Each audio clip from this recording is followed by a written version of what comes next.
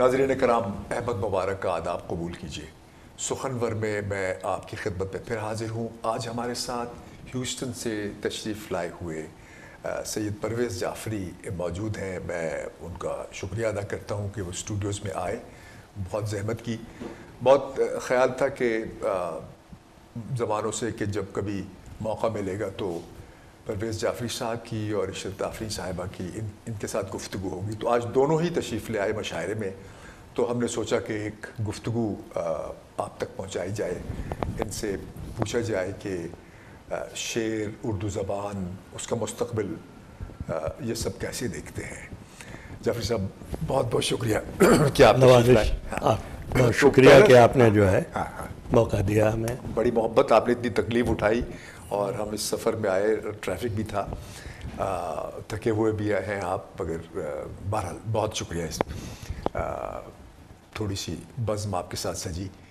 کیا آپ سمجھتے ہیں کہ جو اتنے عرصے میں آپ مشاعرہ ایک منعقد کرتے چلے آ رہے ہیں ہیوسٹن میں، بہت زبانوں سے بہت کامیاب ہوتا ہے وہ سلسلہ، اور اس کی تھرو یعنی اس کی توسط سے، یا اس ایک واسطہ ہے جس سے زبان کی ترویج تو اب میں یوں نہیں کہوں گا کہ ہم بات ہی کرتے آ رہے تھے راستے میں کہ بچے زبان سے کہیں دور جا چکے ہیں، ظاہر ہے کہ وہ ایک فطری بات ہے، یہاں پر اور زبان بولی جاتی۔ آپ کا کیا خیال ہے کہ یہ زبان تو جہاں ہم دیکھ رہے ہیں کہ رکے گی، کیا یہ مشاعرے وغیرہ ہوتے رہیں گے مستقبل میں؟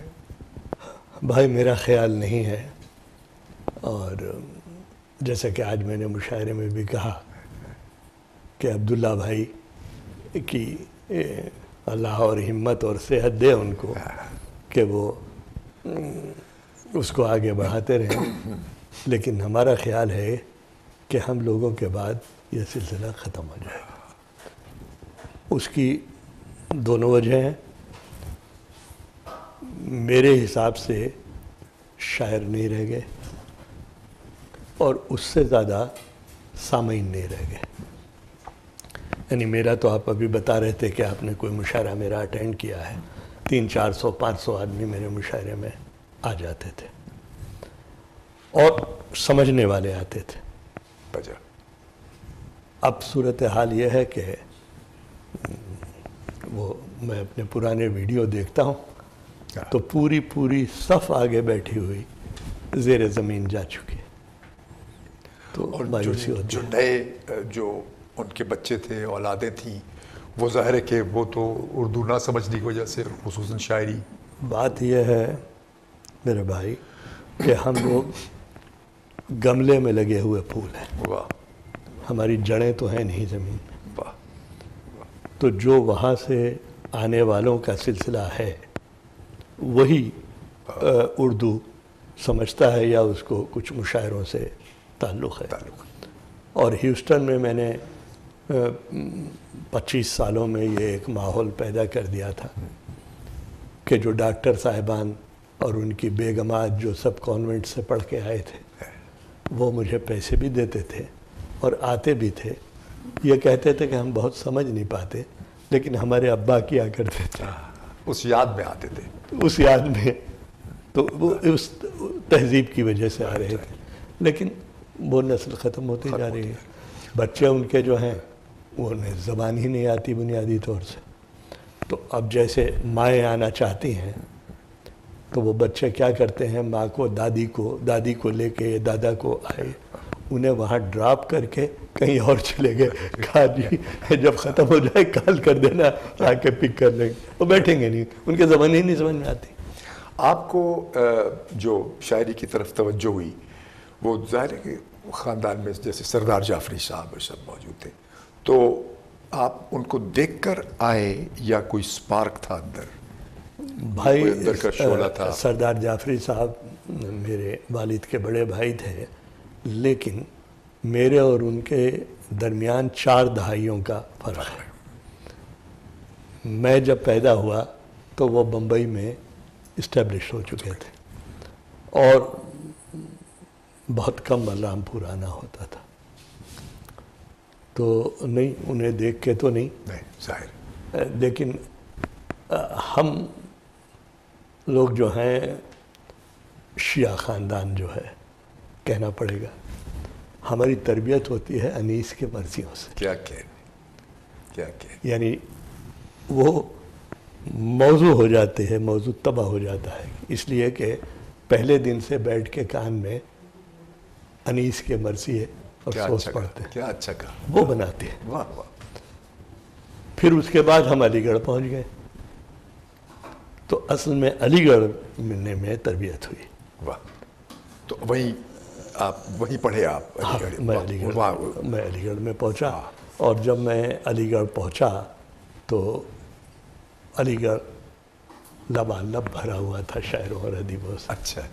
یعنی آپ سمجھیے کہ پروفیسر رشید احمد صدیقی، پروفیسر علی احمد سرور، خواجہ احمد ذوقی سے لے کے نیچے آتے ہوئے پروفیسر خلیل الرحمن، پروفیسر وحید اختر، شہریار، بشیر بدر تک، یہ سارے لوگ جو ہے. پھر ہمارا اپنا جو گروپ تھا اس میں بہت اچھے لکھنے پڑھنے والے تھے. افسانہ بھی، ہاں، قاضی عبدالستار افسانہ. اور زبان کی جہاں تک بات ہے، قاضی صاحب کے لیے میں آپ سے عرض کروں کہ جیسی زبان وہ بولتے تھے کوئی دوسرا نہیں بولتا. بے شک. عینی آپا کو میں نے سنا، قرۃ العین حیدر صاحب، زبان تو جو وہ لکھتی ہیں اور جو ناول لکھ دیتی ہیں وہ سر سے گزر جاتا ہے، لیکن جو ان کا حلیہ ہوتا تھا اور جو وہ گفتگو کرتی تھیں وہ زبان نہیں ہوتی تھی جو وہ لکھتے تھے. مگر قاضی عبدالستار صاحب جو زبان لکھتے تھے وہی زبان بولتے تھے. واہ واہ. بہت خوبصورت اور بڑے زبردست زبانیں تھے. اس زمانے میں جو آپ نے کہنا شروع کیا تو کوئی غزل یاد ہے جس سے ہم اس گفتگو میں شروع ہی میں آپ سے کچھ اشعار سنیں آپ کے؟ جی میں وہاں پہنچا تو وہاں سر سید ہال میں ایک تاریخی ہال ہے، اسٹریچی ہال جس کو کہتے ہیں. اسٹریچی ہال، ہاں. جہاں سر سید بابا نے مسجد بنانے کے بعد دوسرا اسٹریچی ہال کی بنیاد رکھی تھی، وہ جگہ ہے. بہت خوب. تو وہاں پہ طرحی مشاعرے ہوتے ہیں، یعنی اسٹوڈنٹس کے لیے، کہ ہال ویک ہوتے ہیں تو اس میں یہ بھی ہوتا ہے کہ طرح دی جاتی ہے. تو میں بھی نیا گیا تھا تو وہاں طرح دی گئی، تو میں نے اس میں اپنا 5-7 شعر گڑھے اور چلا گیا. واہ. اور ججز میں شہریار صاحب، وحید اختر صاحب اور بشیر بدر صاحب، یہ سامنے ہمارے ججز بیٹھے ہوئے تھے. وہاں میں نے تو اس طرح میرا انٹروڈکشن ہوا. وہاں پہ تو وہ غزل تھی کہ میں نے مطلب کہا کہ اب نہ اپنے کارواں میں کیجئے شامل مجھے. واہ. دیکھنا ہے کب تلک ملتی نہیں منزل مجھے. کیا کہہ رہے، بہت اچھا شعر تھا. اب نہ اپنے کارواں میں کیجئے شامل مجھے، دیکھنا ہے کب تلک ملتی نہیں منزل مجھے. کیا کہہ رہے. اور جو یاد آیا کہ میں بفیض موج طوفان ہوں تو ساحل پر مگر دیکھنا ہے کیا اب نہ یہ بیٹھ جائے لے کے نہ کیا یہ ساحل مجھے. ابھی 50 سال ہو گئے پوری وہ غزل ایک دم سے یاد نہیں آ رہی، لیکن جو شعر یاد آ رہے ہیں وہ سنائیے. ہاں. شعر. ہاں. اسی غزل کے میں نے بتایا نا کہ اس سے ابتدا ہوئی. ہٹ کے سنا سکتے کوئی، کیونکہ ہم آپ کے شعر سننا چاہتے ہیں. اب نہ اپنے کارواں میں کیجئے شامل مجھے، دیکھنا ہے کب تلک ملتی نہیں منزل مجھے. اب میں بفیض موج طوفان ہوں تو ساحل پر مگر ڈر ہے لے کر بیٹھ جائے اب نہ یہ ساحل مجھے. کیا کہہ رہے. اور پھر طبیعت جھوم اٹھی، پھر غزل ہونے لگی. واہ واہ. پھر کسی کی یاد نے سمجھا کسی قابل مجھے. اچھا ہے، بہت اچھا ہے، بہت اچھا ہے. ہاں. اور ایک منزل دوسری منزل کا دیتی ہے پتہ. بہت اچھا ہے. اپنی منزل پر پہنچنا اب نہیں مشکل مجھے. بھائی بہت خوب ہے، بہت خوب ہے. تو یہ پہلی غزل تھی. کیا کہہ رہے ہیں. اور جس پہ مجھے پہلا انعام ان اساتذہ نے دیا بے شک ملنا چاہیے تھا. اور وہاں سے تو مطالعے میں کیا رہا آپ کے؟ زیادہ تر مطالعے کی جو کتب ہوتی تھیں، یعنی نوجوانی میں تو اور آدمی کے ہوتے ہیں وقت نہ ملنے کے مسائل، یا آپ ٹیکسٹ کی کتابیں پڑھ رہے ہیں، لیکن اس کے علاوہ شعر یا ہمارے وہاں مولانا آزاد لائبریری ہے. اچھا. اور آپ یہ سمجھیے کہ وہ سر سید بابا نے جب بنایا تھا تو لٹن لائبریری کے نام سے انہوں نے شروع کی تھی، اور اس میں انہوں نے کتابیں جمع کی تھیں. اور اس وقت وہ 1876 سے آپ سمجھیے کہ ہم 1970 میں وہاں پہنچے. اب وہ مولانا آزاد لائبریری ہے اور 7 منزلہ عمارت ہے جس میں صرف کتابیں بھری ہوئی ہیں. تو پڑھنے کا بہت موقع ملا. یہاں پر بھی موقع ملتا ہے؟ اور یہاں تو آنے کے بعد نہیں ملا. اصل میں سچی بات یہ ہے کہ علی گڑھ چھوڑنے کے بعد جو کچھ پڑھا وہ علی گڑھ میں پڑھا اور ان اساتذہ سے فیض حاصل کیا جو وہاں تھے. اور مگر اس کے بعد نکل کے وکالت شروع کر دی. تو جب وکالت شروع کر دی تو صرف قانون کی کتابیں پڑھی اور دعویٰ اور جواب دعویٰ لکھا. اور وہ بھی قلم جب تک چلتا تھا جب نوٹ سامنے رکھے ہوتے تھے.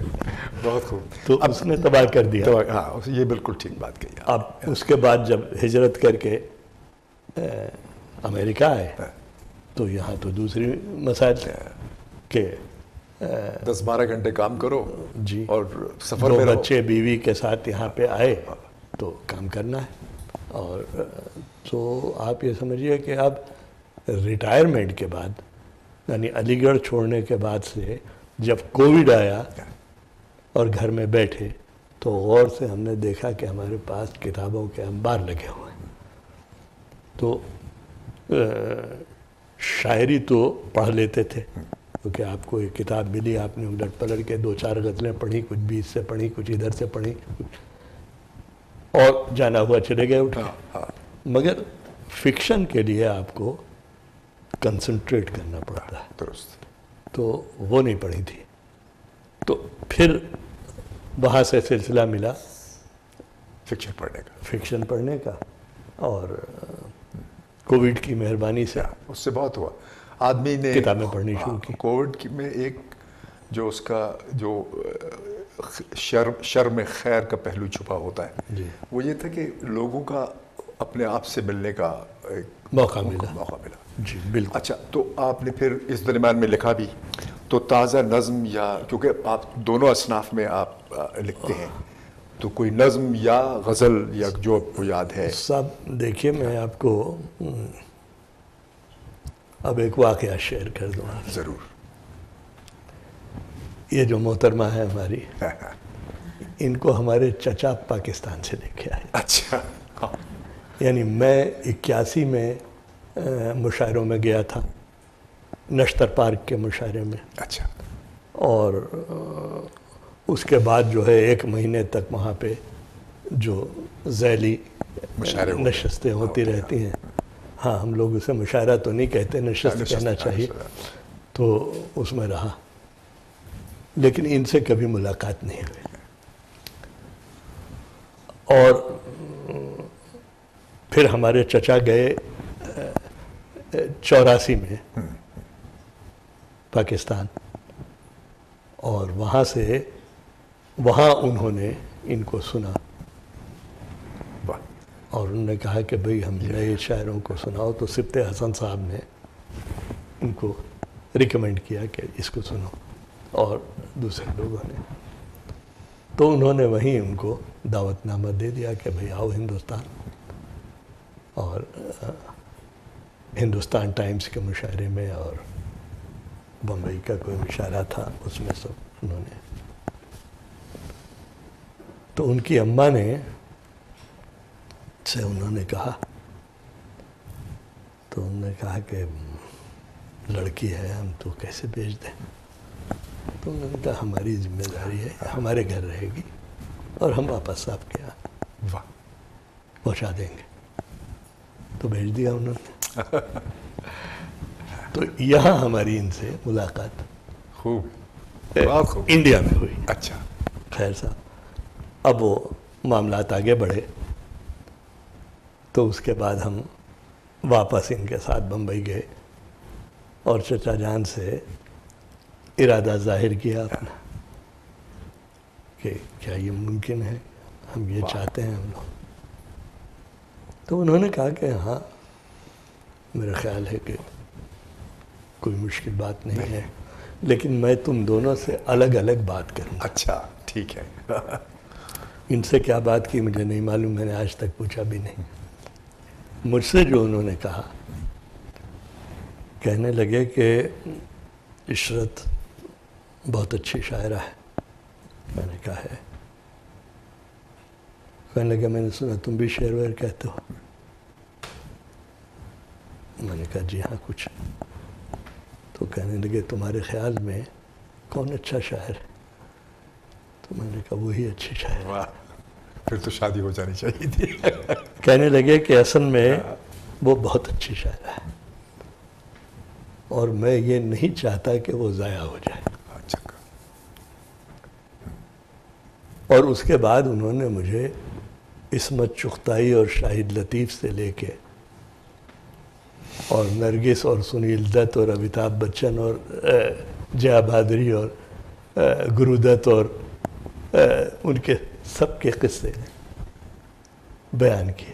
انہوں نے کہا مرد جو ہوتا ہے وہ عورت کو بٹھا دیتا ہے گھر میں. تو ممکن ہے کہ تم لوگ کسی مشاعرے میں جاؤ, تم اتنا نہیں چلو, اس کی زیادہ تعریف ہو, بالکل. پھر تم کیا کرو گے؟ کیا کروں گا؟ اس کو نہیں جانے دو گے.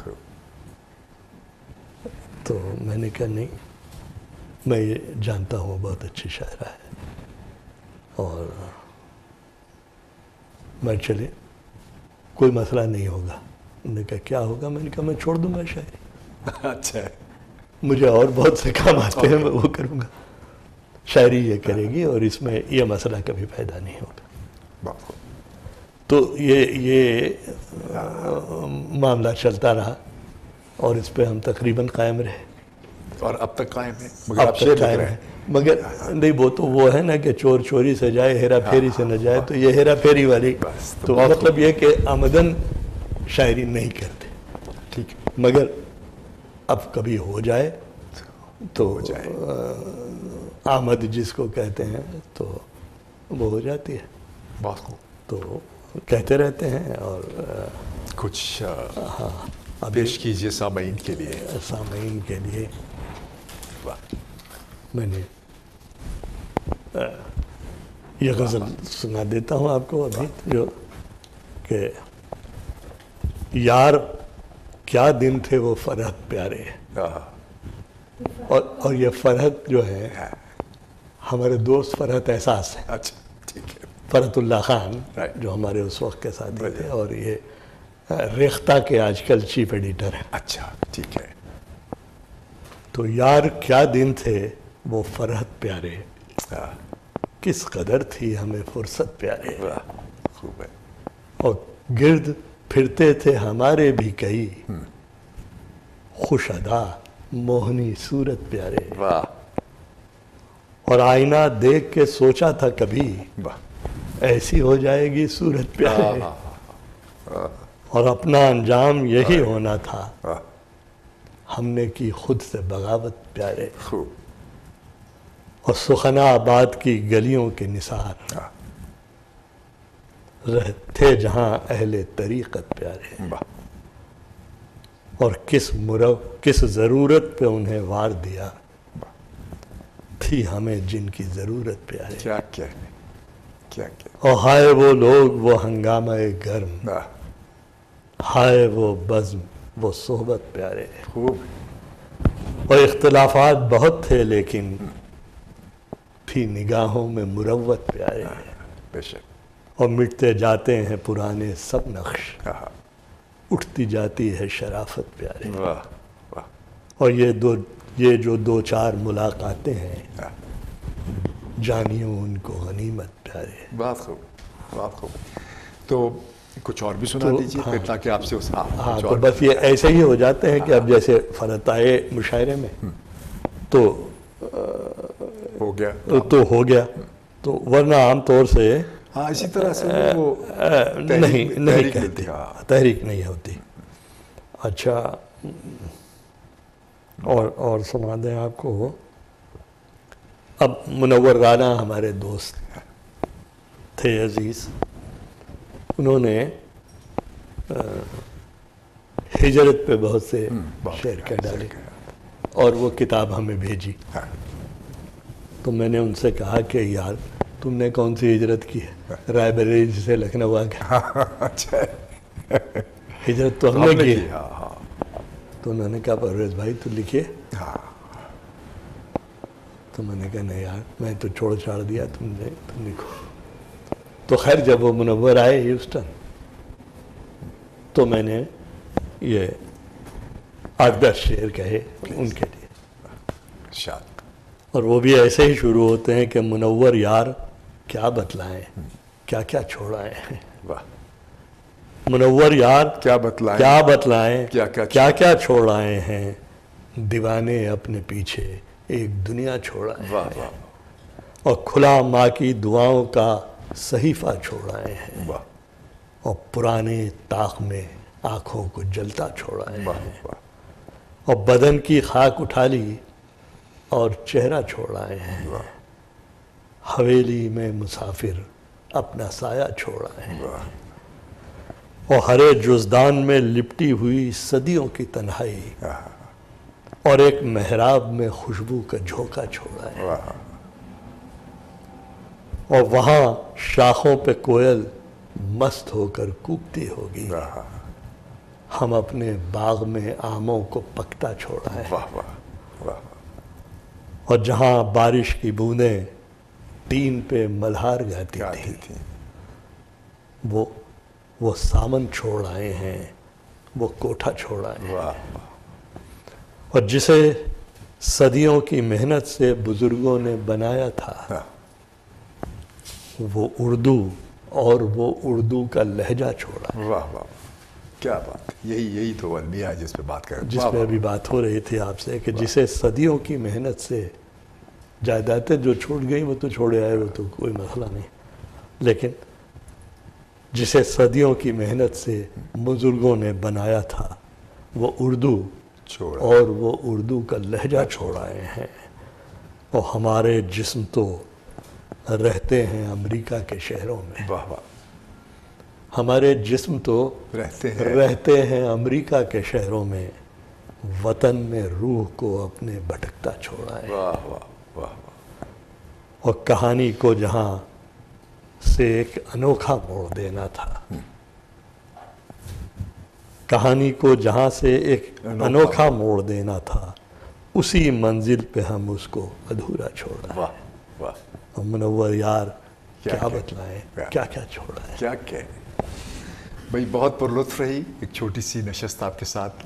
یہ بتائیے جاتے جاتے کہ یہ مشاعرہ جو ہے یہ کنٹینیو رہے گا؟ آپ اسے اپنا مشاعرہ تو کنٹینیو رکھنا چاہتے ہیں؟ نہیں کر پائیں گے کیونکہ اب وجہ یہی ہے، میں نے آپ کو بتایا کہ نہ تو میری فہرست کے شاعر رہ گئے، ہاں بس یہ اصل بات یہ ہندوستان پاکستان دونوں میں، اور جو ہیں وہ چلنے پھرنے سے معذور ہیں، ان کا لانا بڑا مشکل ہے.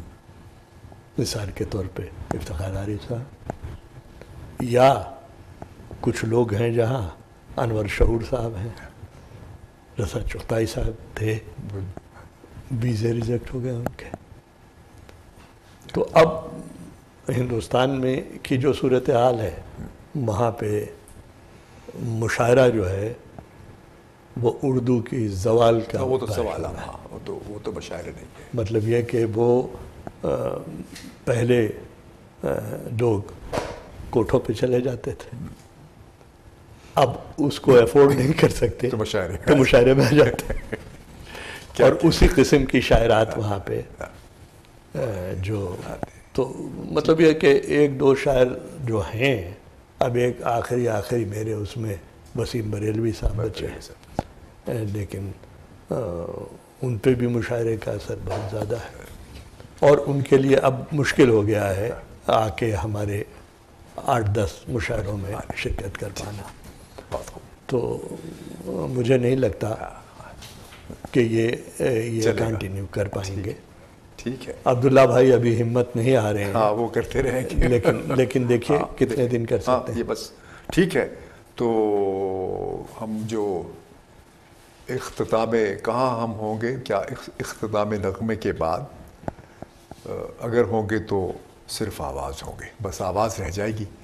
بہت شکریہ اسٹوڈیوز میں آنے کا، اور یہ کچھ چیزیں ریکارڈ ہو گئیں جو پہنچیں گی، اور یہی ہے بہت تلخ حقیقت، بہت آزردگی ہے یہ سب چیزوں کو سن کر، مگر کیا کیا جائے، زندگی اسی طرح ہے۔ یہی حقیقت ہے، اس لیے کہ بہرحال ہماری آگے کی نسل جو ہے وہاں پہ پاکستان میں اور ہندوستان میں جو اب لٹ فیسٹ ہوتے ہیں، لٹ فیسٹ ان میں بھی یہ موضوع ہوتا ہے کہ یہاں انڈیا میں بھی اور پاکستان میں بھی کہ جی مغرب میں اردو، اور اس کے لیے ہمارے جو 2-4 لوگ جو بھی جاتا ہے اس سے بولنے کو کہا جاتا ہے، مگر بات یہ ہے کہ مغرب میں اردو ہے کہاں؟ اردو نہیں، یہ تو ہم سب وہیں سے آئے ہیں۔ جس دن یہاں والی نسل لکھنے لگے گی تب بات ہوگی، اسے ہم مانیں گے کہ مغرب میں یا امریکہ میں اردو پروان چڑھ رہی ہے۔ ٹھیک ہے، امکان بہت کم ہے۔ ناظرین کرام، پرویز جعفری ہمارے ساتھ موجود تھے، اور ہم نے ان سے گفتگو کی آپ کی خاطر، اور اس گفتگو میں کئی ایسے گوشے اور چیزیں ہیں جنہیں دیکھ کے ہمیں ظاہر ہے ایک رنج تو ہوگا، مگر کیا کی جائے، ایسا ہی ہے۔